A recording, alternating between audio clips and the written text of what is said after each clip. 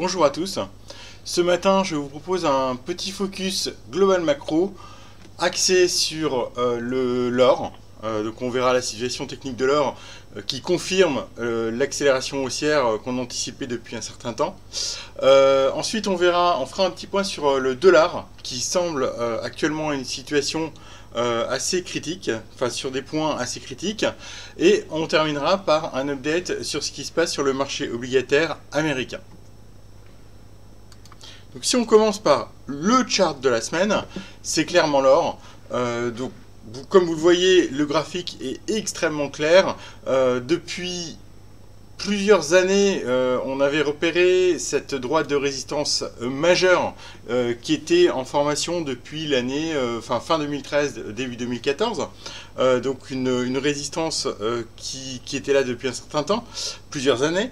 Et ce qu'on peut voir, c'est que cette semaine, on a enfin cassé cette zone de résistance, donc la zone des 1350-1360, ce qui a déclenché, comme vous le voyez très clairement juste après la Fed, une accélération haussière très marquée, un dépassement dans la foulée du premier retracement Fibonacci à 38,2. Donc on a très vite touché la zone des 1380, qui était le premier objectif Fibonacci. Et ce qui effectivement confirme le cas plutôt bull, avec prochaine target le 50% de retracement à 1484, voire même 76,4, qui est juste un petit peu en dessous de 1600. Si on regarde d'autre part l'objectif de cette tête-épaule inversée, on peut appeler ça une tête-épaule inversée, on peut appeler ça un rounding bottom, c'est à peu près la même chose. Donc à partir du franchissement, ça nous donne un objectif potentiellement sur 1650 à moyen long terme. Donc on voit clairement un déclenchement d'une figure assez haussière sur l'or. Donc on va voir les implications dans quelques minutes. Donc première implication de la hausse de l'or. Il y a effectivement une très forte corrélation historiquement entre l'or et le dollar. Voilà, je vais y arriver. Donc ce qu'on peut voir, c'est que le dollar, on en avait déjà parlé la semaine dernière. Je vous avais montré ce graphique la semaine passée.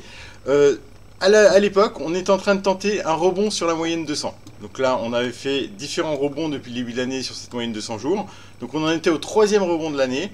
Ce que je vous avais dit la semaine dernière, c'est qu'on était sur des points assez critiques où soit on confirmait le rebond technique, auquel cas on pouvait retourner sur les plus hauts de l'année, voire même accélérer fortement à la hausse, soit on échouait à mettre en place un rebond technique durable, ce qui est clairement le cas cette semaine, et auquel cas on avait un risque assez fort, cette fois-ci, de casser la moyenne mobile de 100 jours. Donc on voit que c'est ce cas-là qui est en train de l'emporter.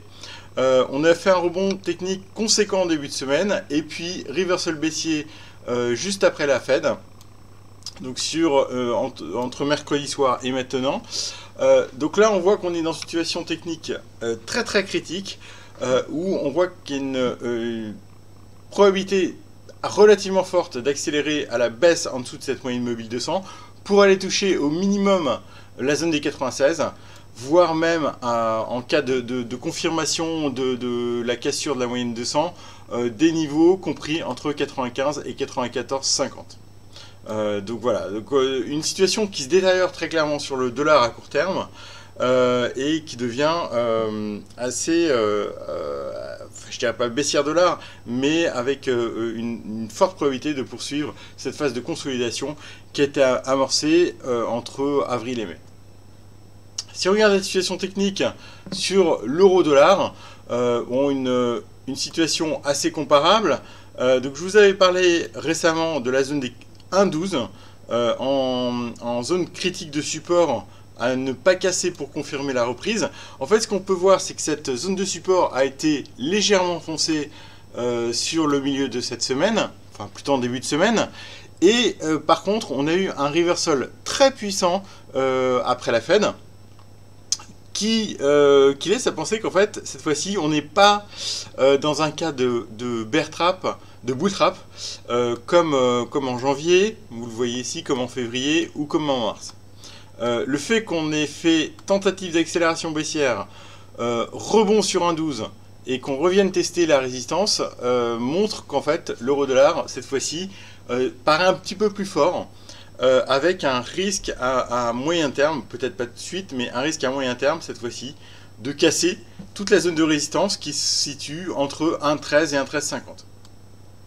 Voilà, donc une probabilité, enfin des probabilités qui s'inversent clairement, avec peut-être devant nous une fin de bull market sur le dollar et amorce d'un retournement baissier du dollar, donc peut-être une cassure de l'euro à venir. C'est un scénario qui collerait très bien avec ce qu'on voit sur l'or, puisque comme vous le savez probablement, on a une corrélation inversée assez forte, assez marquée entre l'or et le dollar. C'est-à-dire que généralement, l'or monte quand le dollar baisse. Donc du coup, un scénario global macro assez nouveau qui est en train de se mettre en place cette semaine. Oui, alors je voulais également vous montrer, enfin ça confirme un peu l'idée dollar un peu topiche, ce qui se passe également sur la livre sterling.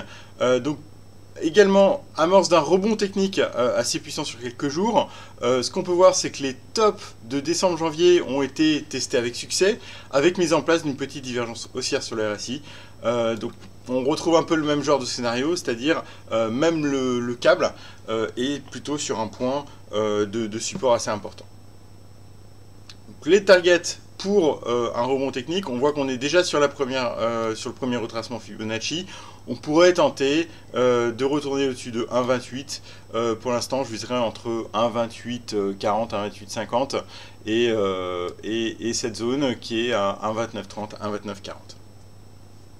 Bon, le dernier point que je voulais aborder avec vous, c'est ce qui se passe sur les taux. Donc c'est après l'or le deuxième graphique le plus important de la semaine. D'ailleurs, ça fait pas qu'une semaine que ce graphique est important, ça fait des mois, puisque c'est vraiment ce qui a drivé les marchés actions depuis un petit moment, par un re-rating très fort des valeurs de qualité qui sont très sensibles au taux. Donc ce qu'on peut voir, c'est que les marchés obligataires sont toujours très recherchés par les investisseurs, notamment la partie obligations d'État. Mais pas seulement. Si vous regardez cette semaine, les obligations émergentes ont clairement très bien performé et le high yield également. Donc on voit toujours un très gros appétit pour la partie obligataire. Ce qu'on peut voir en revanche d'un point de vue technique, c'est qu'on a touché maintenant cette fameuse zone de 2% dont je vous parlais depuis un petit moment. Pour l'instant, il n'y a pas vraiment d'éléments me permettant de dire qu'on est à l'aube d'un reversal énorme sur les taux à 10 ans. Le trend est quand même toujours très baissier. Pour l'instant, on ne s'est pas vraiment arrêté sur les niveaux techniques importants. À surveiller quand même les 2% de yield, puisque, bon, comme vous le savez, on est toujours extrêmement survendu sur ce marché-là, et tôt ou tard, ça veut dire qu'on va avoir un rebond. Est-ce que ça va être sur 2%? Est-ce que ça va être sur un niveau en dessous? Je ne peux pas vous l'affirmer de manière catégorique à l'heure actuelle, mais on est quand même sur des situations techniques très tendues sur le marché obligataire, et en toute logique, j'aimerais bien quand même voir amorce une phase de consolidation de mean reversal à partir de 2%. Si on a effectivement un mean reversal qui se met en place sur la zone des 2%, donc avec un rebond technique, la première zone de résistance, comme vous le voyez, c'est plutôt la zone des 2,20. On a laissé un petit gap ici sur 2,20. C'est une situation technique, en cas de rebond technique des rendements obligataires, ça pourrait occasionner des prises de bénéfices sur les marchés actions après, comme vous le savez, un S&P qui a retouché des plus hauts historiques hier. Donc c'est pas forcément parce qu'on a eu un gros rebond sur les actions qu'on va forcément exploser à la hausse pendant l'été sur ces marchés-là.